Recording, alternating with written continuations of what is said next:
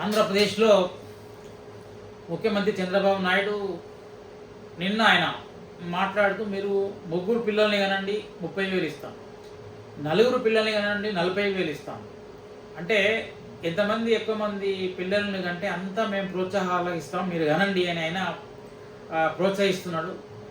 బాగుంది.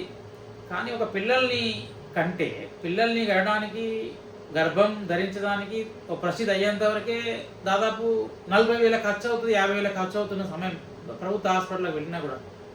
అంటే కన్న తర్వాత పిల్లలు పుట్టిన తర్వాత మరి వాళ్ళను 20-25 సంవత్సరాలు వచ్చే వరకు వాళ్ళకు విద్యను ఎవరు అందిస్తారు, వైద్యాన్ని ఎవరు అందిస్తారు, వాళ్ళ బతుకుకు అవసరమైన భద్రతను, ఆహారాన్ని, ఉపాధిని ఎవరిస్తారు? ఇవన్నీ ఇవ్వడానికి ప్రభుత్వం ఏమైనా సిద్ధంగా ఉన్నదా? అసలు ఇంతకు ప్రపంచ దేశాలలో తలసరి ఆహార వినియోగమే భారతదేశంలో లేదు. ఆహార వినియోగంలో కానీ, వైద్యంలో కానీ, రకరకాల సౌకర్యాల్లో కానీ మన దేశంలో ఇప్పటికే ప్రపంచ దేశాలన్నింటిలో కూడా చాలా వెనుకబడి ఉన్న దేశంలో ఉన్నాం. తలసరి ఆదాయంలో కూడా చాలా వెనుకబడి ఉన్నాం. ఇట్లాంటి సందర్భంలో దేశంలో జనాభా తగ్గించాలి, జనాభా ఒకరే ముద్దు, ఇద్దరిని కనొద్దు అని చెప్పినటువంటి చంద్రబాబు నాయుడు తాను ఒక్కనే, తన కొడుకు కూడా ఒక్కడినే కన్నా ఈ కాలంలోనే మళ్ళీ అయినా ఇద్దరిని కనండి, ముగ్గురిని కనండి అనేటువంటి పిలుపునిస్తున్నాడు. ఇది పూర్తిగా తప్పుడు పిలుపు. ఎందుకంటే పిల్లల్ని కన్న తర్వాత వాళ్ళకు చదివించడానికి లేకపోతే పెద్దగా చేయడానికి చాలా ఖర్చు అవుతుంది. ఆ ఖర్చును భరించేటువంటి స్థితిలో అలాంటి ఆదాయాలు ఇవాళ సామాన్య ప్రజలకు వస్తున్నాయంటే అసలుకే లేవు. ఒకరిద్దరిని చదివించడానికే, పెంచడానికే నానా తిప్పలు పడుతున్నటువంటి సమయంలో ముగ్గురిని, నలుగురిని కంటే వాళ్ళని కన్న తర్వాత వాళ్ళను 15-16 ఏళ్ళు పెంచి మళ్ళీ సంపన్న వర్గాలకు లేకపోతే పెట్టుబడి వర్గాలకు వాళ్ళకు కట్టుబానిసలుగా అప్పగించడానికి తప్పిస్తే వీళ్ళకేమీ ప్రయోజనం బహుశా ఉండదు.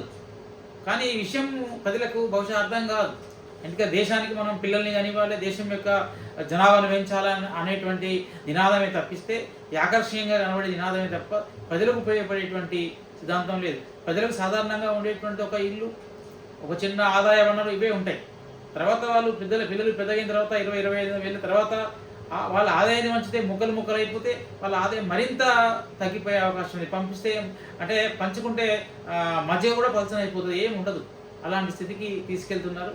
పిల్లల్ని ఎక్కువ ఒకరే అద్దు, ఇద్దరు ముద్దు అనేదానికి ఉంటే బాగానే ఉంటుంది. కానీ ఇద్దరిని మించి కనాలనేటువంటి ఈ యొక్క చర్యలు, యొక్క మాటలు పూర్తిగా నిర్హేతుకమైనటువంటివి, ఈ సమాజానికి హాని చేసేటువంటివి. ఇవి కాకుండా వాళ్ళకి ఇచ్చేటువంటి భరోసా ఏంటిది? వీళ్ళ పిల్లల్ని యోగ్యులుగా, సమగ్రమైనటువంటి వ్యక్తిత్వం ఉన్నటువంటి పౌరులుగా విద్యలో కానీ, తర్వాత మేధో సంపత్తిలో కానీ, శారీరక దారుఢ్యంలో కానీ అన్నింటిలో వాళ్ళని సమగ్రమైన సమర్థవంతమైన మనుషులుగా ఎదిగే క్రమంలో ప్రభుత్వం ఏం చేస్తారో చెప్తే బాగుంటుంది. కానీ ఇలాగా పిల్లలను కనమని ప్రోత్సాహాలు చెప్పడం పూర్తిగా ప్రజలను అన్యాయం చేసేటువంటి పనే. ఇది కేవలం సంపన్న వర్గాలకు లేకపోతే పెట్టుబడిదారుల వర్గాలకు మేలు చేసే పనిగా అనిపిస్తున్నది.